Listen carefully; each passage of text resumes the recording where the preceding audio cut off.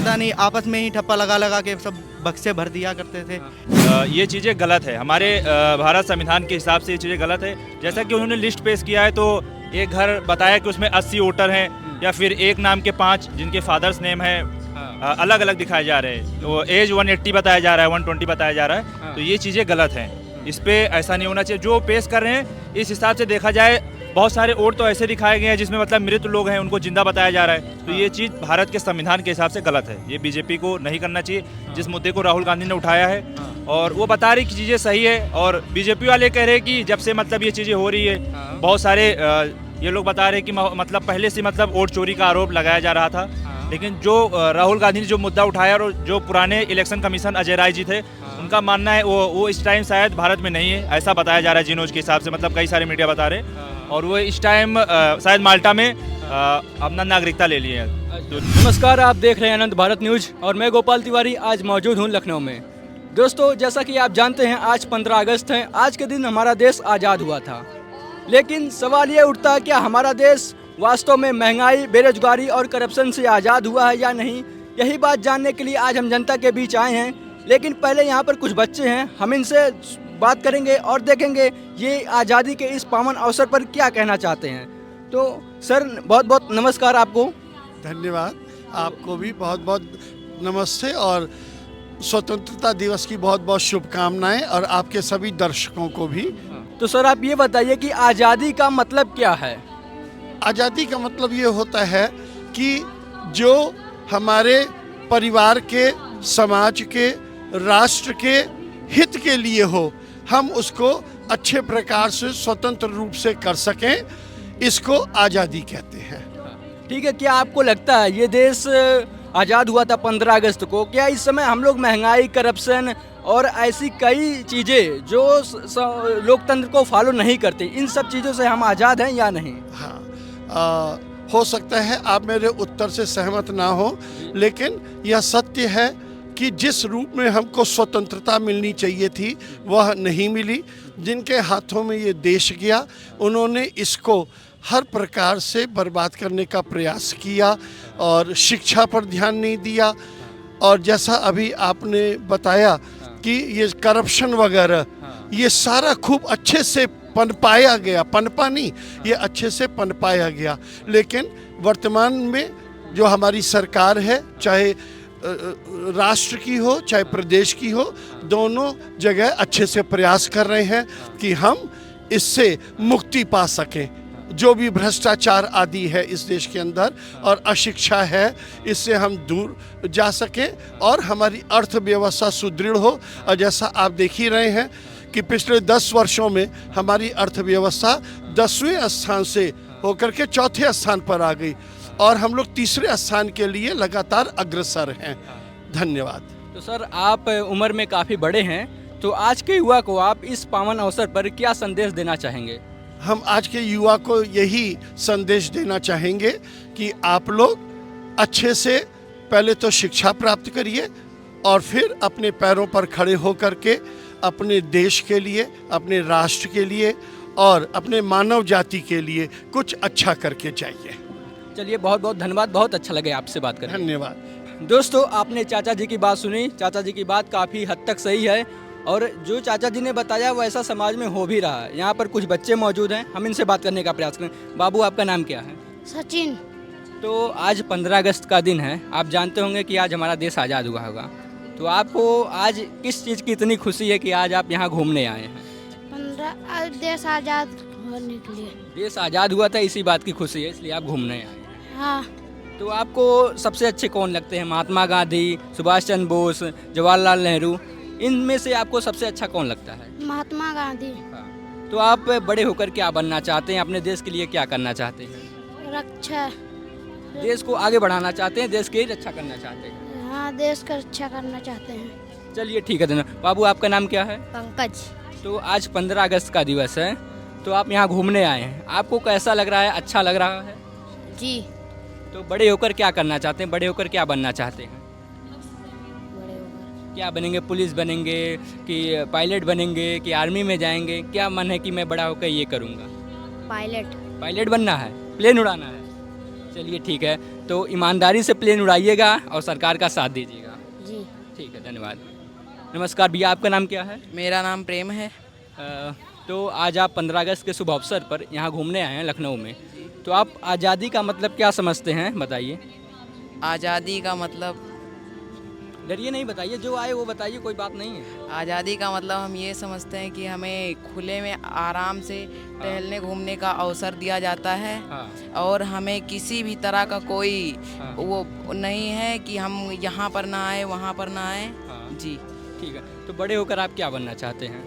हम बड़े होकर हम्म। सर डेयरी खोलना चाहते हैं। बाबू को जो है बिजनेस में काफ़ी इंटरेस्ट है, तो डेयरी खोलना चाहते हैं। ये भी अच्छा है कि देश की अर्थव्यवस्था में इनका हाथ रहेगा।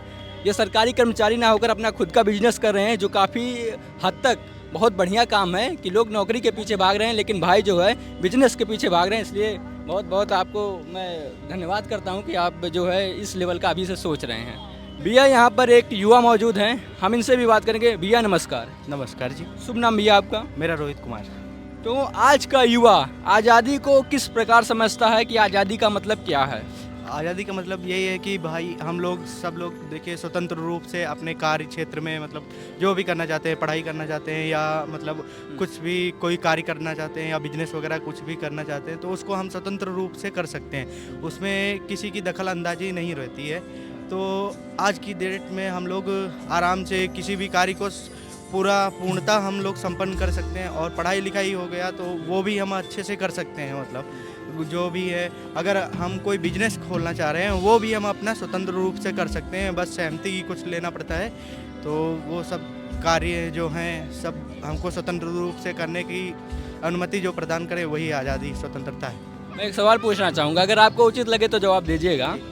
जब हमारा देश 1947 में आज़ाद हुआ था तो हमारे देश में लोकतांत्रिक व्यवस्था आई थी, लेकिन आज के समय में राहुल गांधी जी ने एक वोटर लिस्ट पेश किया है जिसमें फर्जी जो है वोटर हैं। तो ये जो है लोकतांत्रिक व्यवस्था को तार तार करने वाली बात है। इस पर एक युवा क्या कहता है, आप अपनी राय रखिए। जी नहीं, ये तो देखिए ये अभी का प्रेजेंट का मुद्दा नहीं है, ये बहुत काफ़ी दिनों से मतलब काफ़ी सालों से चला आ रहा है। जब से पॉलिटिक्स मतलब पार्टियां बनी हैं तब से ये मुद्दा ऐसा रहा है कि वोटर लिस्ट में से काफ़ी नाम कटते रहे हैं। इलेक्शन जब भी होते हैं तो अभी का नहीं, प्रेजेंट का नहीं है, उससे पहले भी बहुत सारे ऐसे नाम कट नहीं रहे हैं, वो बता रहे कि फर्जी नाम ऐड हुए हैं। अच्छा, फर्जी नाम ऐड हुए। हाँ, तो ये तो पहले भी होता है भाई, अभी तो ये होता है मतलब ये मशीन आ गई है तो इसकी वजह से हम लोग आराम से मतलब वोटिंग वगैरह कर सकते हैं। उससे पहले तो ठप्पा वाले चलते थे, पता नहीं आपस में ही ठप्पा लगा लगा के सब बक्से भर दिया करते थे। आज की डेट में वो सब नहीं हो पा रहा है। आज तो खैर मशीन वगैरह वो करना। ये बताइए, राहुल गांधी जो पेश कर रहे हैं लिस्ट, वो आपको क्या लगता है कि वो गलत है या सही है? नहीं, कुछ मुद्दे तो उसमें सही भी हैं और कुछ मुद्दे गलत हैं। जैसे कि मतलब फर्जी वोटर, अगर वोटर लिस्ट में अगर कोई फर्जी नाम ऐड किया जाएंगे और इतने ज़्यादा ऐड नहीं किए जा सकते, एक दो तो चलो मान सकते हैं, हो सकता है, लेकिन वो लाखों की संख्या में बता रहे हैं वो नहीं हो सकता है। चलिए ठीक है, धन्यवाद सर, बहुत अच्छा लगा बात करके आपसे। हम आपका? मेरा नाम आफ्ताब अहमद है, मैं यहीं लखनऊ से ही हूँ। मेरा घर वैसे तो बहराइच में है, हम लोग यहाँ पढ़ाई करते हैं। तो अहमद जी ये बताइए कि आपके हिसाब से आज़ादी का मतलब क्या है?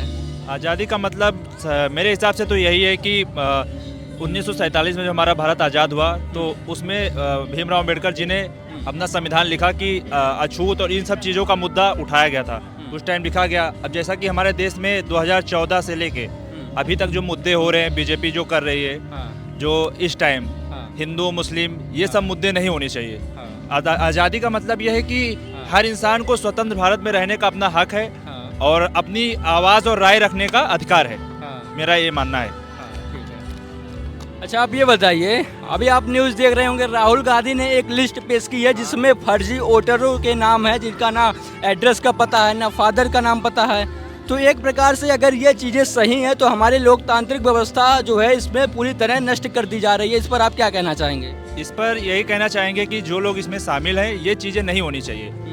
ये चीज़ें गलत है, हमारे भारत संविधान के हिसाब से ये चीज़ें गलत है। जैसा कि उन्होंने लिस्ट पेश किया है तो एक घर बताया कि उसमें 80 वोटर हैं या फिर एक नाम के 5 जिनके फादर्स नेम है अलग अलग दिखाए जा रहे हैं। तो एज 180 बताया जा रहा है, 120 बताया जा रहा है। तो ये चीज़ें गलत हैं, इस पे ऐसा नहीं होना चाहिए। जो पेश कर रहे हैं इस हिसाब से देखा जाए बहुत सारे वोट तो ऐसे दिखाए गए हैं जिसमें मतलब मृत लोग हैं उनको जिंदा बताया जा रहा है। तो ये चीज़ भारत के संविधान के हिसाब से गलत है, ये बीजेपी को नहीं करना चाहिए। जिस मुद्दे को राहुल गांधी ने उठाया है और वो बता रही कि चीज़ें सही है, और बीजेपी वाले कह रहे हैं कि जब से मतलब ये चीज़ें हो रही है, बहुत सारे ये लोग बता रहे हैं कि मतलब पहले से मतलब वोट चोरी का आरोप लगाया जा रहा था।